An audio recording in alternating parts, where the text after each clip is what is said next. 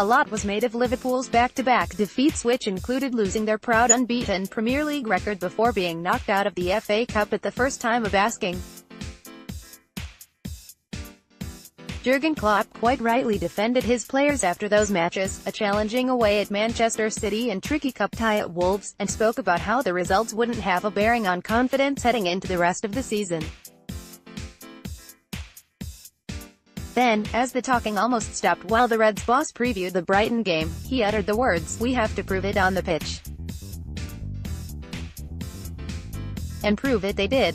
Mohamed Salah of Liverpool celebrates after scoring his team's first goal from the penalty spot during the Premier League match between Brighton.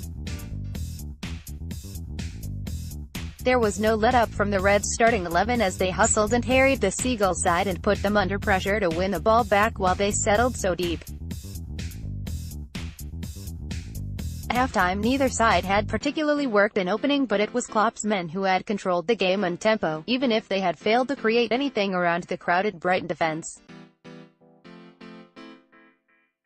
Read how the players rated at Brighton here. Then in the second half, just 5 minutes in, Chris Hughton's side allowed Mohamed Salah some space for the first time, and he jinked and turned his way past the home side's defense before being hauled down by Pascal Gross in the box. He confidently stepped up and slammed the ball into the left corner to give the Reds a 1-0 advantage. As it happened, Klopp trust pays off ratings that proved to be the difference as Liverpool continued their dominant play but failed to find the back of the net again despite a couple of excellent chances, including one for the Egyptian that was put on a plate by substitute James Milner late on. Klopp rested a host of players for their contest with Wolves, and as we well know, it resulted in Liverpool being eliminated in the third round of the FA Cup. The manager undoubtedly had this game and the challenge to win the Premier League at the forefront of his mind when he selected that starting 11 at the Molineux.